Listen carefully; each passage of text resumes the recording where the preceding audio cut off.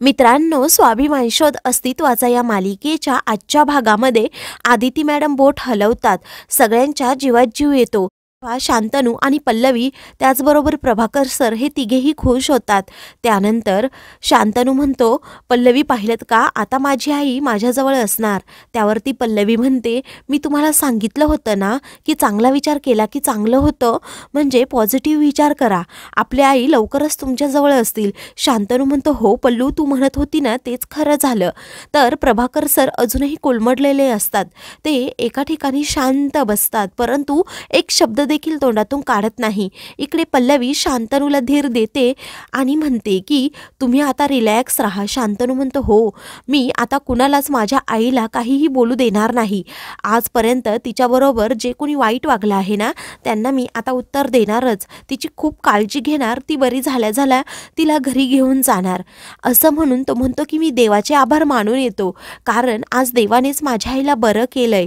इकडे पल्लवी प्रभाकर सरांजवळ येते आणि म्हणते, बाबा, तुम्ही तर कालपासून काहीच बोलला नाही आहात, का बरं असं? तुमचं आईंवरचं प्रेम जिंकलंय बाबा. जेव्हा आई आता शुद्धीवर येतील तेव्हा तुमचा असा चेहरा पाहायला त्यांना आवडेल का? तर इकडे घरातील सर्वजण घरी आलेले असतात. सुपर्णा इकडे तिकडे ते डेकोरेशन पाहत असते. तिला खूप राग आलेला असतो. तर विभावरी, मेघना या दोघीही रडत असतात. विभावरी म्हणते की आपण किती मनापासून आदिती जाऊबाईंच्या वाढदिवसाची तयारी केली होती आणि कुणाची नजर लागली काय माहीत. तेव्हा सुपर्णा लगेच नाक करू लागते. तर इकडे मेघना म्हणते, भाऊजींनी किती मनापासून सगळं काही केलं होतं, पण सगळं काही एका क्षणात धुळीस मिळालं. बिचाऱ्यांची कशी हालत झाली होती आपण पाहिली ना हॉस्पिटलमध्ये. त्यानंतर विभावरी म्हणते की आपण काय करू मेघना, आपण दोघी हे सगळं आवरून घेऊ, म्हणजे शांतनू घरी आला ना त्याला वाईट वाटायला नको. तेव्हा मेघना ठीक आहे असं म्हणते. प्रदीप म्हणतो, चल विभा, मी पण तुझ्या मदतीला येतो. तेव्हा गीता म्हणते, आई तुम्ही दोघीही राहू द्यात, रूममध्ये जाऊन आराम करा, मी आणि ज्योती हे सगळं काही दादाच्या रूममध्ये नेऊन ठेवतो. त्यावरती विनायक म्हणतो, हो गीताचं बरोबर आहे. त्यानंतर सुपर्णा पुन्हा गोंधळ घालू लागते, रडण्याची नाटकी सुरू करते आणि म्हणते, सगळ्यांनी सगळं काही करा, पण जोपर्यंत आदिती बरी होत नाही ना तोपर्यंत मला चैन पडणारच नाही. आता मी देवघरात जाते आणि दिवा लावून ठेवते. हा दिवा अखंड तेवत राहिला पाहिजे. मी आता पारायण पण करणार आहे, देवाला साकडं पण घालणार आहे आणि लवकरात लवकर आदिती बरी होऊन घरी सुखरूप येऊ देत अशी प्रार्थनाही करणार आहे. तेव्हा मोठे काकाही नाटकं करत म्हणतात की सुपर्णा, तुला जे काही आदितीसाठी करावंसं वाटेल ना ते कर, फक्त आता शांत राहा.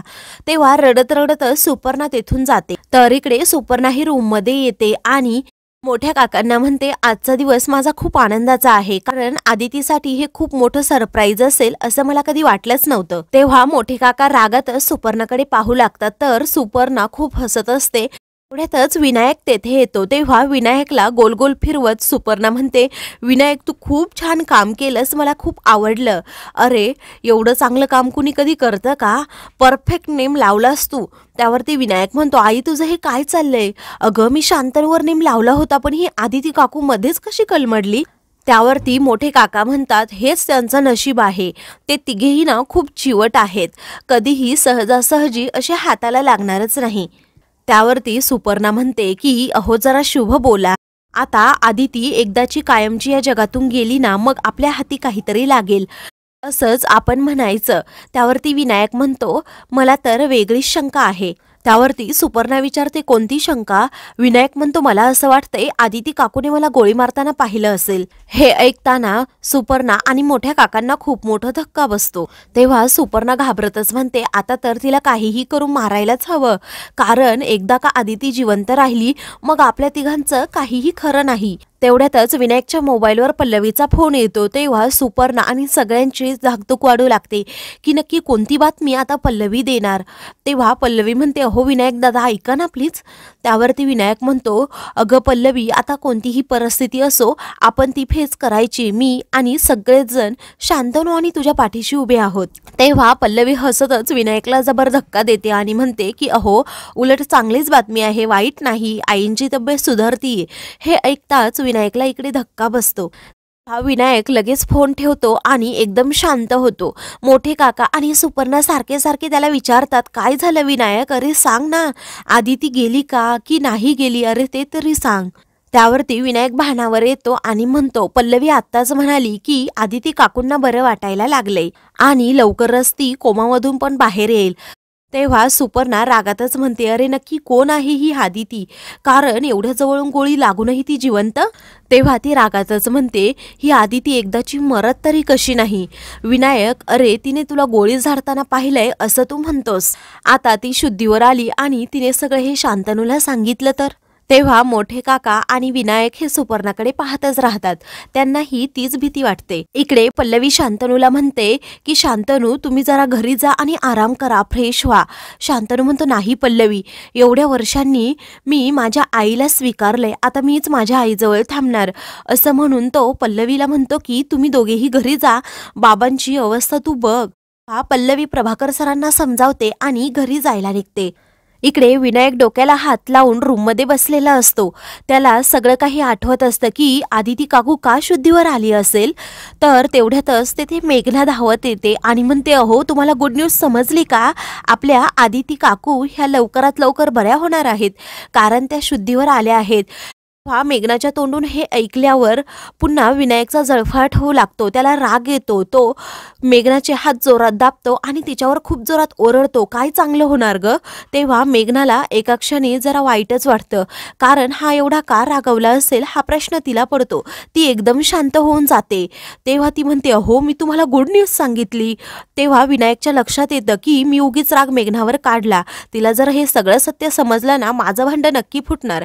तेव्हा तो लगेच सरड्यासारखा रंग बदलतो आणि मेघनाला म्हणतो, मेघना सॉरी हा, अगं कामाचं एवढं प्रेशर आहे, नवीन साईडवर पण खूप प्रॉब्लेम चालू आहे, त्यात ही कॉलेजची कामं मलाच सगळी पाहावी लागतात ग.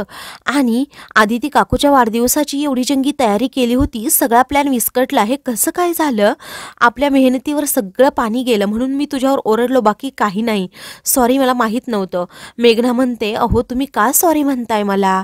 तेव्हा तो म्हणतो की तू जा देवासमोर गुळ खोबरं ठेव, म्हणजे सगळं काही अगदी व्यवस्थित होईल. तेव्हा मेघना लगेच विनायकचं ऐकते आणि बाहेर जाते. तेव्हा स्वतःशीच विनायक म्हणत असतो की काय सगळे चांगलं होणार, कारण आदिती काकू शुद्धीवर आली तर माझं काही खरं नाही. तर इकडे पल्लवी प्रभाकर सरांना रूममध्ये घेऊन येते. तेव्हा प्रभाकर सर पूर्णपणे कोलमडलेले असतात. पल्लवी त्यांना अजूनही धीरज देण्याचं काम करते. तेव्हा प्रभाकर सर बेडवर बसतात, आदितीचा फोटो हातात घेतात. तेव्हा आदिती मॅडम बरोबर घालवलेले सर्व प्रेमाचे क्षण त्यांना आठवत असतात. तिच्यासाठी बनवलेला तो स्पेशल चहा आणि त्या जेव्हा रात्रभर काम करायच्या तेव्हा त्यांच्यासाठी बनवलेली ती स्पेशल कॉफी, हे सगळं काही त्यांना आठवतं. ते खूप रडू लागतात. पल्लवीला प्रभाकर म्हणून ती प्रभाकर सरांचा हात हातात घेते. तर मित्रांनो, पुढील भागामध्ये पल्लवीला खूप दुःखद बातमी भेटते. ती म्हणजे आदिती मॅडमला ज्या हॉस्पिटलमध्ये ॲडमिट केलंय त्या हॉस्पिटलला आग लागली. तर दुसरीकडे शांतनू आदिती मॅडमला सुखरूप त्या आगीमधून बाहेर काढत असतो. तर मित्रांनो, अशाच मालिकेंचे पुढील भाग पाहण्यासाठी चॅनलला सबस्क्राईब